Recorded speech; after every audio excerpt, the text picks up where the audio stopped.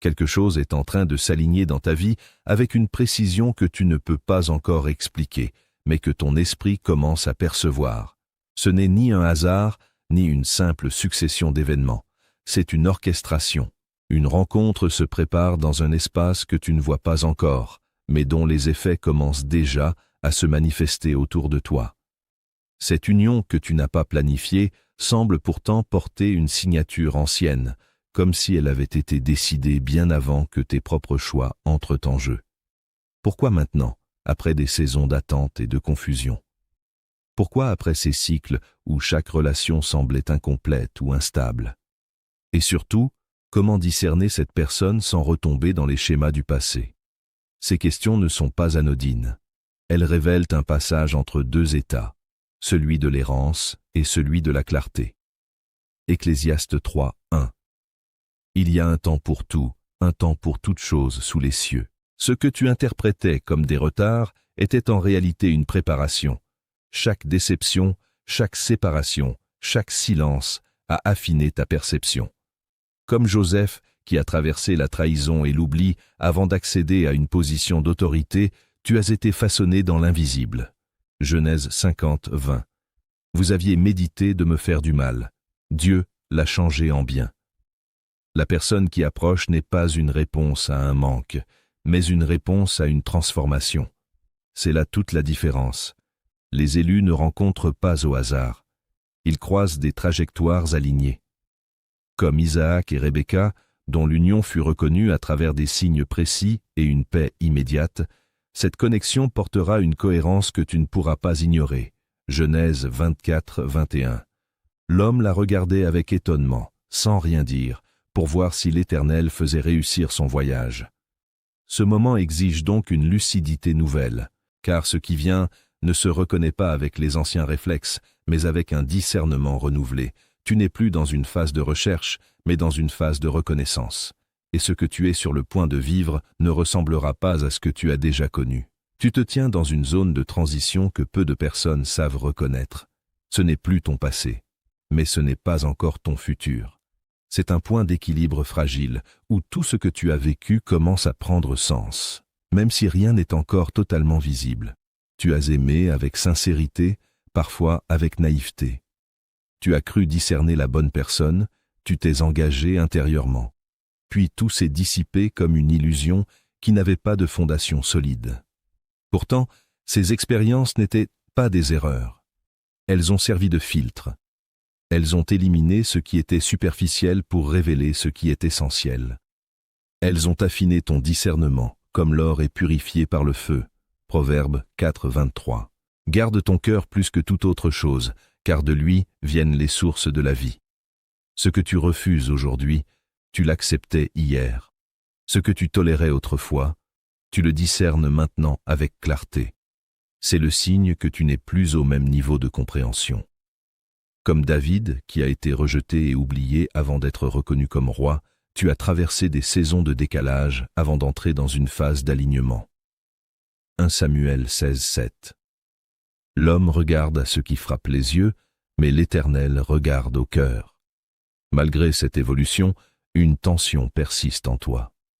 Une partie de ton esprit analyse, doute, se protège. Tu observes les relations autour de toi, souvent instables, parfois superficielles, et cela renforce ta prudence. Tu refuses de retomber dans des cycles vides.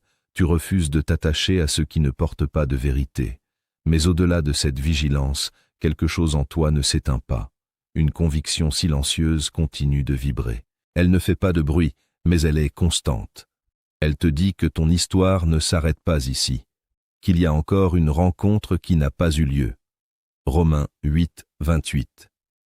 Nous savons du reste que toute chose concourt au bien de ceux qui aiment Dieu.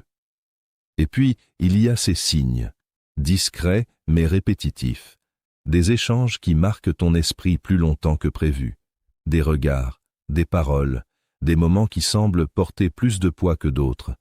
Tu ressens parfois une intuition claire, presque dérangeante, comme si quelque chose en toi reconnaissait avant même de comprendre. Ce ne sont pas des illusions, ce sont des préparations. Comme Élie qui a appris à reconnaître la voix divine non dans le bruit, mais dans un murmure subtil. Tu es en train d'apprendre à discerner autrement. 1 Roi 19, 12. Et après le feu, un murmure doux et léger. Pendant que tu observes, que tu réfléchis, que tu ajustes ton regard. Il y a une autre trajectoire en mouvement, une personne que tu ne connais pas encore pleinement, mais qui avance aussi. Elle a connu ses propres pertes, ses propres remises en question, ses propres saisons de transformation. Elle a été façonnée, tout comme toi. Et sans que vous en soyez conscient, ces deux parcours, séparés jusqu'ici, sont en train de converger avec une précision qui dépasse votre compréhension actuelle. Ce que tu t'apprêtes à vivre ne dépend pas seulement du moment, mais de ton niveau de conscience. Une rencontre alignée n'est jamais donnée à un esprit encore attaché aux anciennes peurs. Elle exige une transformation intérieure réelle, profonde, irréversible. Tu ne peux pas entrer dans une union stable avec des réflexes instables. Tu ne peux pas accueillir une personne claire avec un regard encore troublé. Éphésiens 4, 23, 24. À être renouvelé dans l'esprit de votre intelligence et à revêtir l'homme nouveau, créé selon Dieu dans une justice et une sainteté que produit la vérité. Ce renouvellement n'est pas théorique. Il se manifeste dans tes choix, dans tes réactions, dans ta manière de percevoir l'autre. Beaucoup reconnaissent une opportunité, mais la sabotent inconsciemment. Pourquoi? Parce que leur intérieur n'a pas été préparé pour soutenir ce qu'ils demandent. Tu dois comprendre ceci. Cette personne ne viendra pas réparer tes blessures. Elle ne viendra pas remplir un vide émotionnel. Elle viendra s'ajouter à une stabilité déjà construite. C'est une logique d'addition, pas de compensation. Matthieu 9, 17. On ne met pas du vin nouveau dans de vieilles outres, autrement, les outres se rompent. Si ton esprit reste attaché à des schémas anciens, même une connexion juste finira par se fissurer. C'est là que se situe l'éveil. Il ne s'agit pas d'attendre passivement, mais de devenir activement prêt. Comme Paul, qui a dû abandonner son ancienne identité pour entrer dans sa mission, tu es appelé à laisser derrière toi ce qui n'est plus aligné. Philippiens 3, 13. Oubliant ce qui est en arrière et me portant vers ce qui est en avant. Tu n'es plus dans la même saison. Ce que tu attires aujourd'hui est le reflet direct de ce que tu es devenu. Si tu as grandi, mûri, discerné, alors ce qui vient vers toi porte cette même qualité. Une personne aimante et prospère ne s'attache pas à l'instabilité. Elle reconnaît ce qui est construit, ce qui est vrai, ce qui est solide. Proverbe 25. Les desseins dans le cœur de l'homme sont des eaux profondes, mais l'homme intelligent sait y puiser. La vraie question n'est donc plus liée au temps, mais à la capacité. Es-tu capable de reconnaître une relation saine sans la confondre avec une perte d'intensité? Es-tu capable d'accueillir la paix sans chercher inconsciemment le conflit? Es-tu capable de rester présent sans fuir lorsque quelque chose devient réel? Car cette rencontre ne sera pas spectaculaire. Elle sera précise. Elle ne viendra pas avec du bruit, mais avec de la clarté. Comme Samuel apprenant à reconnaître la voix divine après plusieurs appels, tu devras être attentif pour ne pas passer à côté. 1 Samuel 3, 10. L'Éternel vint et se présenta, et il appela comme les autres fois, « Samuel, Samuel ». Tu ressentiras une différence nette, pas une urgence émotionnelle, mais une stabilité intérieure, pas une confusion, mais une direction évidente. Ce type de connexion ne crée pas de désordre, il crée de l'alignement. Colossiens 3, 15. Que la paix de Christ, à laquelle vous avez été appelés pour former un seul corps, règne dans vos cœurs. Mais cet instant sera aussi un test, car tout dépendra de ta réaction. Si tu laisses la peur parler, tu risques de fuir. Si tu laisses le doute dominer, tu risques de saboter.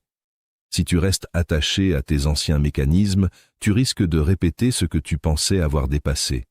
L'éveil consiste donc à reconnaître sans déformer, à accueillir sans résister, à avancer sans se protéger inutilement. C'est une posture intérieure qui demande du courage, mais surtout de la lucidité. Car ce qui est destiné ne force pas, mais il exige que tu sois prêt à le recevoir sans le détruire. Regarde en arrière, mais cette fois sans te juger. Regarde avec précision. comme quelqu'un qui cherche à comprendre et non à se condamner. Ton parcours n'est pas une suite d'échecs, c'est une accumulation d'enseignements que tu n'as peut-être pas encore pleinement intégrés. Chaque choix, chaque attachement, chaque rupture contenait un signal. Combien de fois as-tu ressenti un malaise intérieur et tu l'as ignoré? Combien de fois as-tu avancé malgré une incohérence évidente, simplement parce que tu voulais que cela fonctionne? Cette tension entre ce que tu ressentais et ce que tu acceptais révèle une chose. Tu savais déjà, mais tu n'étais pas prêt à agir selon cette vérité. Proverbe 3, 5, 6. Confie-toi en l'Éternel de tout ton cœur et ne t'appuie pas sur ta sagesse. Reconnais-le dans toutes tes voies et il aplanira tes sentiers. Tu as parfois confondu intensité et sincérité. Ce qui était fort émotionnellement n'était pas forcément vrai spirituellement. Comme Samson, qui a suivi des désirs puissants sans discerner les conséquences, tu as peut-être été attiré par ce qui brillait sans voir ce qui construisait réellement. Juge 16, 20. Il ne savait pas que l'Éternel s'était retiré de lui. Tu as aussi peut-être cherché à être choisi, validé, reconnu, au lieu de te positionner dans un choix conscient.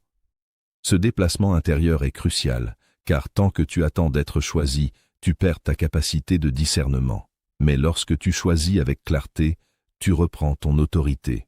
Deutéronome 30, 19. Je mets devant toi la vie et la mort. Choisis la vie. Certaines relations ont été forcées. Tu as voulu maintenir des liens qui n'étaient pas alignés, espérant qu'ils évoluent. Mais ce qui n'est pas construit sur une base juste ne peut pas se stabiliser avec le temps. Comme une maison bâtie sur le sable, tout finit par céder. Matthieu 7, 26, 27. Celui qui entend ces paroles et ne les met pas en pratique sera semblable à un homme insensé qui a bâti sa maison sur le sable. Aujourd'hui, une bascule est nécessaire. Cette nouvelle rencontre ne reposera pas sur un manque à combler, mais sur une stabilité déjà présente. Cela exige une nouvelle manière de percevoir. Tu dois apprendre à reconnaître la paix sans la rejeter. Beaucoup fuient ce qui est calme parce qu'ils ont été habitués au désordre. 1 Corinthiens 14, 33. Car Dieu n'est pas un Dieu de désordre, mais de paix. Tu dois aussi accepter que la stabilité ne signifie pas absence de profondeur. Au contraire, elle permet une construction durable. Comme Salomon, qui a bâti avec sagesse plutôt qu'avec précipitation, tu es appelé à privilégier ce qui dure. 1 Roi 3, 12. Je te donne un cœur sage et intelligent. Enfin, élargis ta vision. La personne qui arrive ne correspondra peut-être pas à tes critères passés, mais elle correspondra à ta réalité actuelle. Comme Samuel, qui cherchait un roi selon l'apparence, tu dois apprendre à voir autrement. 1 Samuel 16, 7. L'homme regarde à ce qui frappe les yeux, mais l'Éternel regarde au cœur. Cette introspection n'est pas un retour en arrière, c'est une mise au point, une réorganisation intérieure qui te permet de reconnaître ce qui est juste au moment où cela apparaîtra.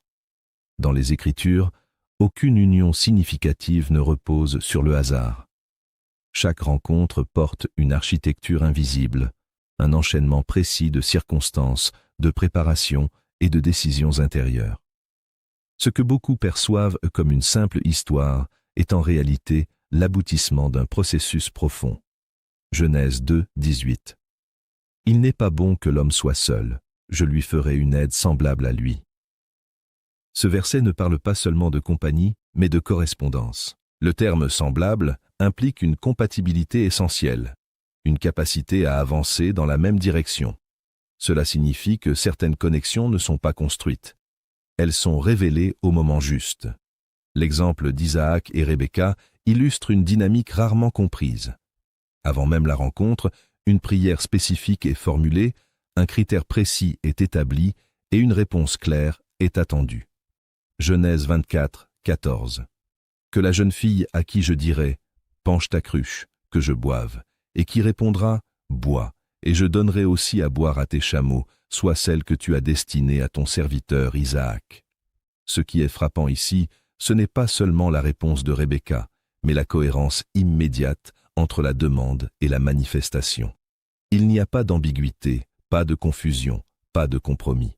Cela révèle une vérité essentielle, ce qui est destiné s'aligne sans effort forcé. L'analyse des élus montre que lorsque la préparation intérieure est complète, la reconnaissance devient instantanée.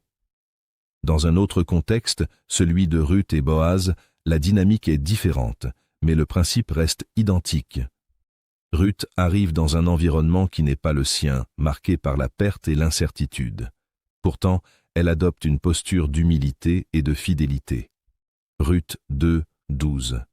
Que l'Éternel te rende ce que tu as fait, et que ta récompense soit entière. Boaz, de son côté, représente une stabilité construite. Il ne cherche pas une relation précipitée, mais reconnaît une valeur authentique.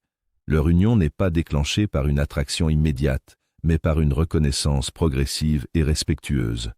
Cela démontre que certaines relations ne commencent pas dans l'intensité, mais dans la justesse. Ajoutons l'exemple de Jacob et Rachel, où l'attente joue un rôle central. Genèse 29, 20. Jacob servit 7 années pour Rachel, et elles furent à ses yeux comme quelques jours, parce qu'il l'aimait.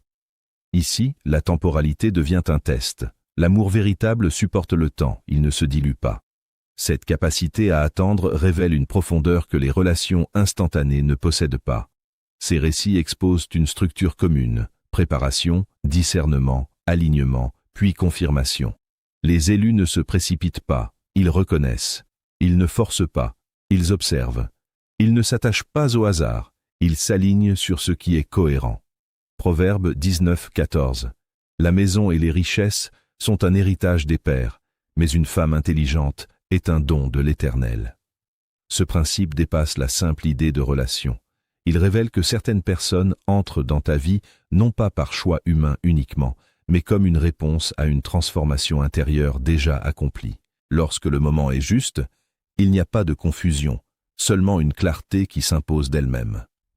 Il existe des moments dans une vie où l'inaction devient une décision en elle-même. Ignorer ce qui se présente maintenant ne te laisse pas neutre. Cela te repositionne dans les anciens cycles que tu pensais avoir dépassés. Ce n'est pas seulement une question de rencontre, c'est une question de discernement et de réponse. Ecclésiaste 11, 4. Celui qui observe le vent ne sèmera point, et celui qui regarde les nuages ne moissonnera point.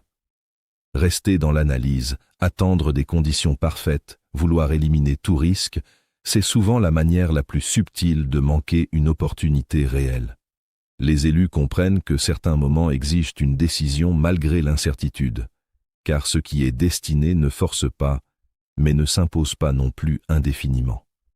Lorsque Lot a hésité à quitter Sodome, le temps n'a pas ralenti pour s'adapter à son indécision. Genèse 19, 16. Comme il tardait, les hommes le saisirent par la main, et l'Éternel eut pitié de lui. Cette hésitation révèle un danger, s'attacher à ce qui est familier même lorsque ce n'est plus aligné. Tes anciennes peurs, tes anciens schémas, tes anciennes protections peuvent devenir des obstacles invisibles. Et si tu les laisses diriger tes choix, tu risques de rejeter ce qui est juste, simplement parce que ce n'est pas connu. Hébreux 3:15. Aujourd'hui, si vous entendez sa voix, n'endurcissez pas vos cœurs.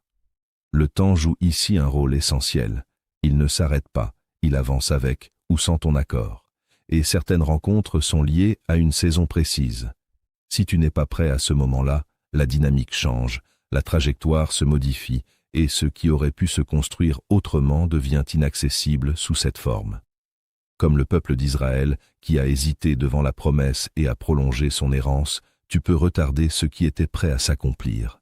Nombre 14, 33, 34. Vos enfants paîtront dans le désert 40 ans.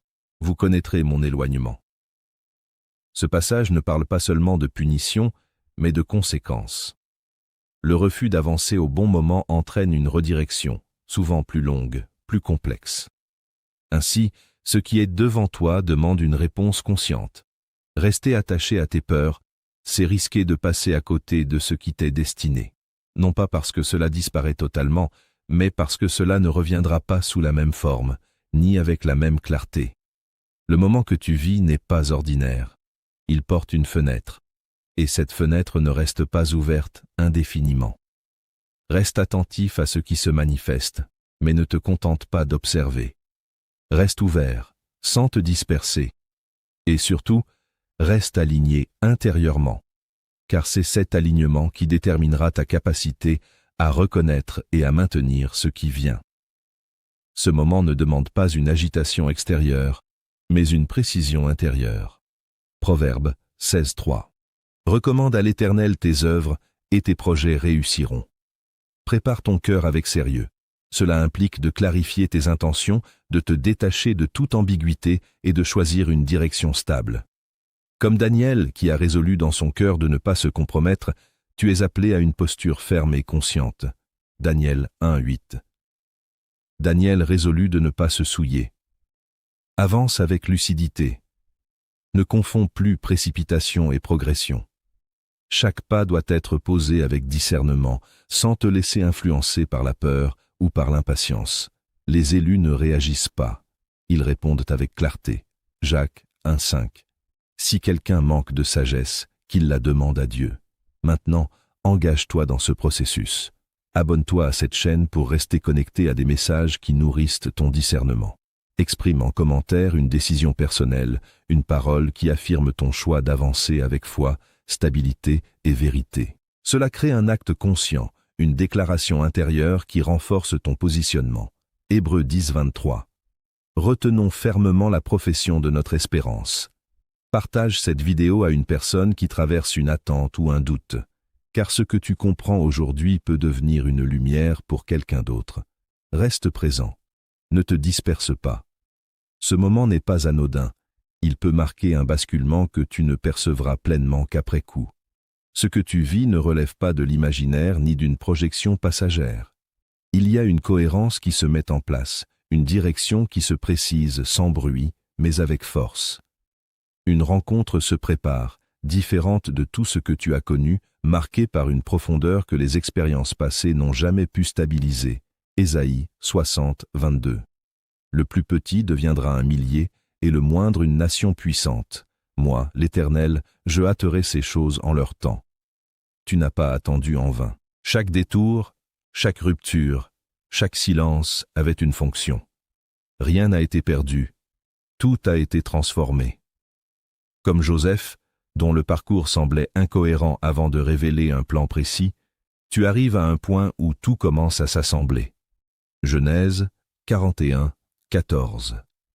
On fit sortir Joseph en hâte de la prison, et il se présenta devant Pharaon. Revenir en arrière n'est plus une option. Tu as vu trop clair pour ignorer, tu as compris trop profondément pour répéter. Cette fois, il ne s'agit pas de chercher, mais de reconnaître. Jean 10:27. Mes brebis entendent ma voix, je les connais et elles me suivent. Et lorsque cette personne apparaîtra, il n'y aura pas de lutte intérieure, pas de confusion persistante. Il y aura une évidence calme, une paix stable, une reconnaissance directe, non pas parce que tout sera parfait, mais parce que tout sera aligné.